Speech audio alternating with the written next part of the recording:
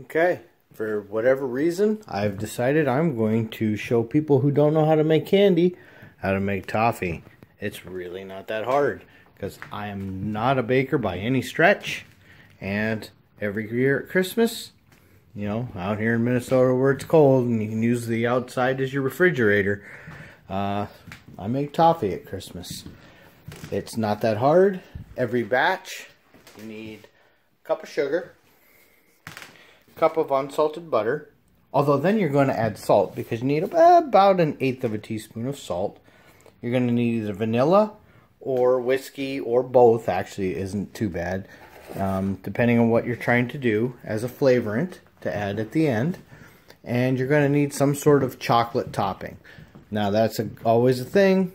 If you're really good at baking and you're really good at tempering your chocolate, you can use chocolate chips. And even if you're not, you can melt them right on the toffee when it's at 300 degrees. They'll melt. However, they'll lose their temper and they get really soft when they're not cold.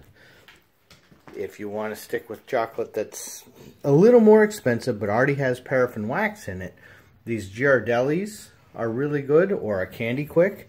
Anything that's already got paraffin in it, you just warm it up slowly, either on a double boiler or honestly in the microwave works fine. 15 seconds stir, 15 seconds stir. We'll show it later. But because it's already got wax in it and it's meant for dipping and holding temper at room temperature, you get this nice texture. So when you hand these out and give them to people, it's not sticky and gooey and melty chocolate. If you're going to serve your toffee cold and you don't want all the hassle, chocolate chips are the way to go. Traditionally, toffees are served with slivered almonds, although we've done crushed pecans and sliced almonds and they've been perfectly fine. And this year I'm going to do a batch with some crushed walnuts and see what I think of that.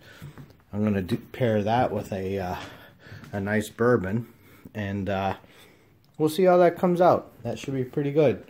So over the next hour, because it takes an hour to make a batch of toffee from start to finish, I've got one setting. I'm getting ready to melt chocolate for that one in a little bit. But during the same time, I've just finished washing dishes. I'm going to start another batch. The first step is going to be putting about 2 teaspoons of water in, and I like to use a glass pan, obviously, so I can see what's going on because it's interesting. Mix that with the sugar and the butter. I chop the butter up as much as I can with my silicone spatula, which is the best way to go because the toffee doesn't stick to it. I take that, chop the butter up, and then over the lowest heat I can get on a medium burner, or low heat if you're one of those electric burner types, and we'll bring it up to melt the butter and the sugar and incorporate everything. This is the point where you can mess things up, so as we get closer I will show you what to look for. Okay, we've started our batch, and you can see I'm slowly chopping the butter up into the water and sugar mixture over a very low flame. We don't want a lot of heat here. You want to melt it. However, if you walk away from this, the butter will separate and you won't find out about it for about 45 minutes. Okay, we've started our batch, and you can see I'm slowly chopping the butter up into the water and sugar mixture over a very low flame. We don't want a lot of heat here. You want to melt it. However, if you walk away from this, the butter will separate and you won't find out about it for about 45 minutes. Okay, to save a little time, I'm showing you the finished product while we're still making the next batch. You can see we've microwaved about a third to a quarter, or well, actually more like 3/8 of that bag. And now I'm going to spread it on here as quickly as I can because I've got to get back here and keep stirring. Okay, so you spread the chocolate on the toffee. The toffee itself was under 90 degrees, which is important. You need to be less than 90 degrees or you could lose temper. Okay, and then apply slivered almonds or whatever nut you're using. And because it's Christmas, I also apply some little sprinkles to give it some decorative color. And that's how you finish a toffee. However, we're still stirring one that's in the very beginning yet. So you remember, we're still on very, very, very low heat, and we're stirring to slowly melt that butter. In fact, see that last glob of butter? Well, I don't know if you guys see it. I see it. Once that last glob of butter is gone, and we've incorporated the sugar, the water, and the butter, and the salt, of course, we're going to bring the heat up just a little bit until we start to get a froth going. And you can see right here, I don't know if I can show you on the camera or explain it, but what I have found is if your butter has separated, when you do this, you're going to find a thick oily layer here that you may not notice. So I always drag it up and watch it fall. See how slowly that's falling down? That's incorporated. So the sugar is in suspension and the butter did not separate. Okay, after we brought the flame up just a little bit, we're still stirring, but you can see it's starting to rise in volume. The water is starting to get really warm because, you know, butter is like 60% water or 65% water, somewhere in there. And you can see it's starting to really thicken up, but you can see it's still staying in solution here. You can see the legs walking down, so everything's good. But you can watch it's starting to really froth up. And what I have learned over the years of making toffee is that's a pretty good sign. And then the next thing we're going to do, because we're probably right around 180 degrees or so right now, as it comes up, when it gets to boiling, which it'll be boiling forever, you'll notice when it's boiling, and it's going to be that way for a long time. And as soon as it starts finishing the first boil for the water to leave, that's when I usually put the candy thermometer in. But you can have it in whenever you want. It's just don't miss that 270 degree plateau. I find the longer you can hold the mixture in that 260, 270 range, if you can give it an extra couple minutes in that range before it shoots up to any of the crack stages, that tends to give it a richer, darker, more flavorful toffee when you're done. So I'll turn this back on after we're done boiling, or I might even turn it on during boiling. There's still quite a while to go, but you can see the water is boiling out of the butter, and the sugar is still in the emulsion. But you'll be at this stage for a little while. I slowly bump the heat a little bit. What you never want is fast transients in heat. I've already learned that always fails. So always make your heat transitions very, very gradual. And for anybody that's interested, we've gone from a nice Speyside Scotch to a very lovely, heavily peated Connemara, which is an Irish that is peated. And oh, it's lovely. And speaking of whiskeys, while I'm slowly boiling all the water out of the butter, a common flavorant for toffees, sorry about that, is whiskey or bourbon. I have found that you really want something with a very strong personality if you're going to use whiskey as a flavorant. A lot of your general just whiskeys, not so much. I find Macallan makes a lovely toffee. And believe it or not, the real richness of a Maker's or maybe like an Eagle's Rare really does hold up pretty well.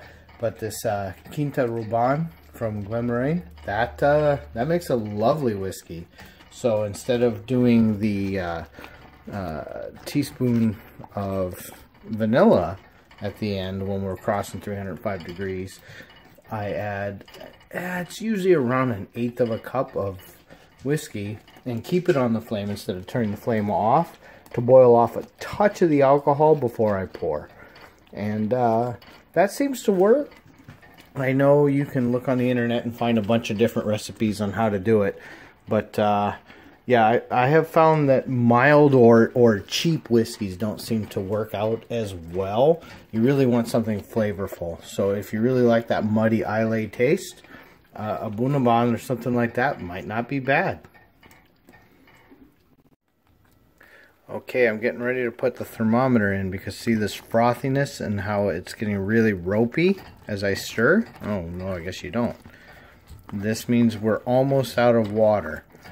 And once the water goes, what I'm going to shoot for is trying to hold it around 270 for about 2 or 3 minutes before I let it go up above 300.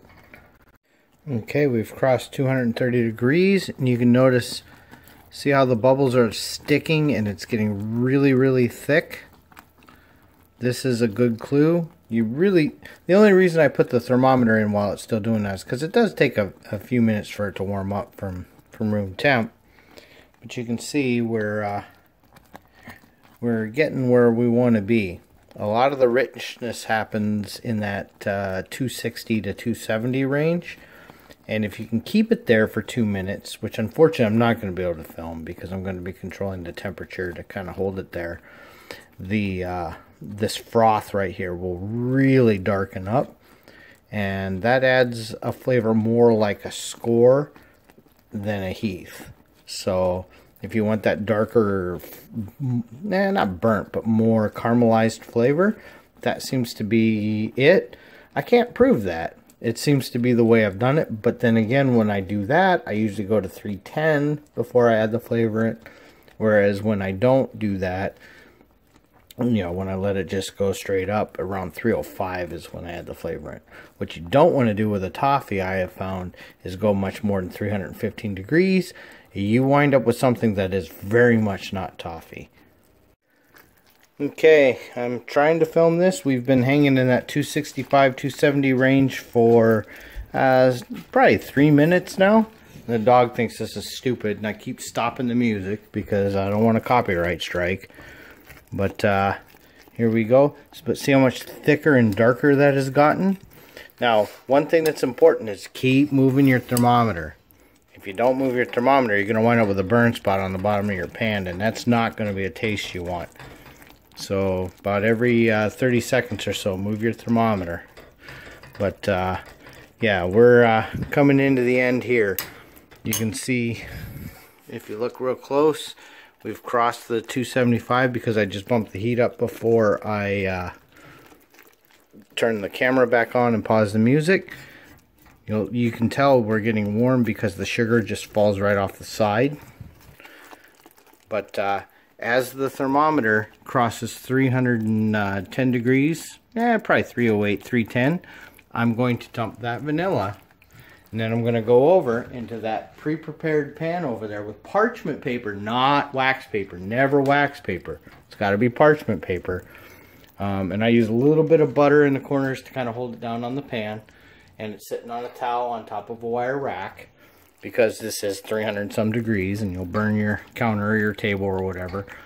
So as we're coming across here, you can see we're at 300 and we're coming through. And this is going to be interesting with one hand. I'm not going to be able to do it with one hand. I'm going to lose a toffee if I try that. So I will come back as soon as the toffee has been poured on the pan and spread out with the spatula. And I will show you that step. Okay, you can see she's at 310. Okay, I just did the vanilla and poured the toffee. I haven't really spread it much. So then we'll try to encourage it to become more of a rectangle. Don't push it too much into the pan, and don't try to force the shape too much. You've got several minutes to work, so don't be in a hurry. But this is what you wanted to see. It's a nice rich color, although sometimes it's a little bit blonder than this, but a nice rich color, a nice flavor with no oil on the top. If the top of this is just a giant puddle of oil, you've made some kind of praline, and while it actually doesn't taste bad, and you can kind of sponge the oil off and add it to your vanilla ice cream, and it's not too bad, you can't present it to your friends for Christmas. Yeah, nobody wants anything along that line. And then every now and then you also wind up with something that never quite sets up because you didn't get the temperature you needed, and it becomes some kind of weird, maybe some kind of caramel, I'm not sure. But remember, everything is very, very, very hot at this point. So for me, I've got a sink that doesn't care, and since the kids aren't in the house anymore, my water is extremely hot. So do not add cool water to a 300-degree pan, you know, but my water comes out at about 120, 125. So we're going to give this, well, normally I pick up both edges and drop it a little bit at this point to take any bubbles out and to fill in these things, but I can't do that with the camera in my hand, well, which is my phone. But this is what the finished product will look like. This is the one we made a little earlier today.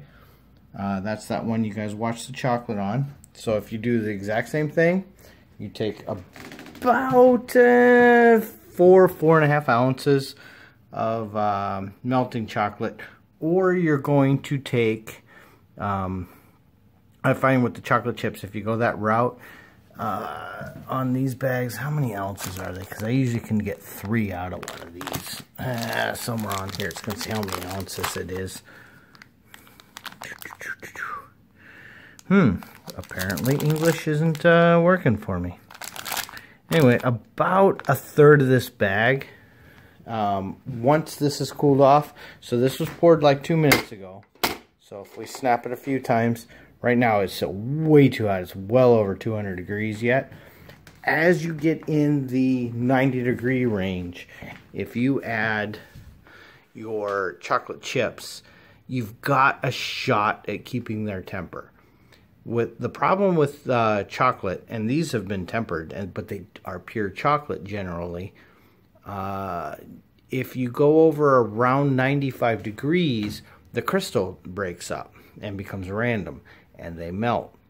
So the beauty of using something like a melting chocolate or a Candy Quick or something along that line is it has about 8% paraffin wax in it, and that is why they hold their temper real nice at room temperature for strawberries or dipping pretzels or whatever it is you're doing, or making toffees in this case. And that's really nice when you're presenting to somebody. If you're making it just to eat, even at this point, you can throw your chocolate chips on there. They'll melt up beautifully. It'll be great. Just keep it in the refrigerator, and it's absolutely beautiful. Obviously, almonds is the traditional choice. I think we discussed this earlier. Pecans, walnuts, they work. I'm still experimenting with what whiskeys go with the walnuts. Vanilla definitely is not the choice for the walnuts. So it's coming up with what your flavoring is. But generally for a toffee, you add 1 teaspoon of vanilla. And when you do that around 305, 310 degrees, expect it to hiss a little bit. By then you've already pulled your thermometer. Stir furiously as you're walking over to pour onto your Silpat or your parchment paper. Do not use wax paper. That does not work out very well. And don't pour it directly in a pan. That also doesn't work out real well. You'll never get that candy out of there. This is a pretty straightforward recipe. It's a great way to spend an hour.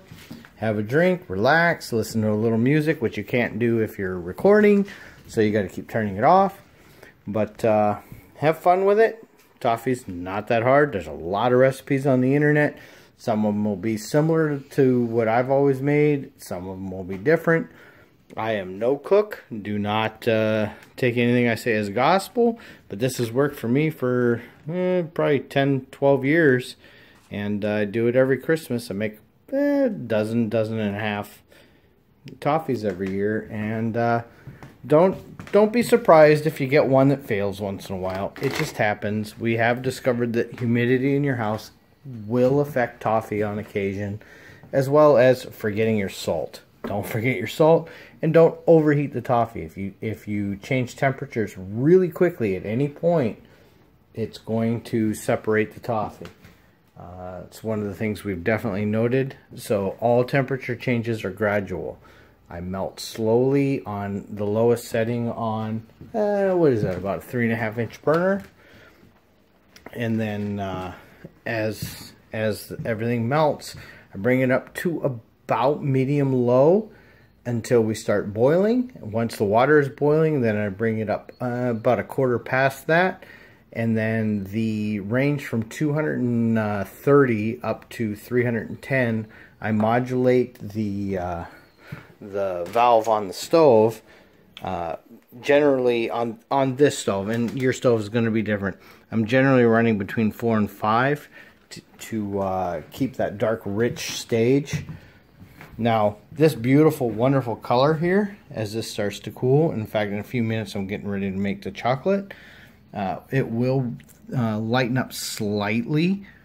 And this was of course cooled outside after the chocolate was done, because you know it's Minnesota and it's cold outside. Outside's your refrigerator. But yeah, that's how to make toffee. And hopefully this makes sense. Have a great Christmas. Okay, and here's the finished product for that one, which the dog doesn't completely approve of. I melted a little bit of white chocolate, which isn't really chocolate, and drizzled over the top to make a fun flavor. Or actually, I don't know that you taste it, but it's there. And here's a couple toffees. I've got, over the next couple days, I've got like 10 more to go. But one thing I hadn't mentioned is how to enjoy it. So once it's completely cooled, and you can see, you know, it stays on here, all you do is take your pan, drop it, break it up, and this is some sample pieces of one that I broke up for the neighbors and a few friends. You know, you always got to make a couple extras. But one of the things you want to see in a toffee is that nice satisfying crunch when it breaks. That nice color. It's not oily. It's not all slick. You'll note the chocolate, and this has been sitting out the whole time we've been making this last toffee. You can see the chocolate is nice and solid. Everything doesn't just fall right off. You got to break it apart. You get that nice thickness to it, that beautiful color, a nice light flavor. And you can see, you know, it's nice, crunchy, delicious.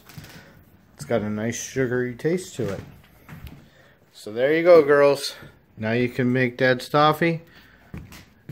If you, I'd love to see some videos of you two trying to work this out without burning your houses down.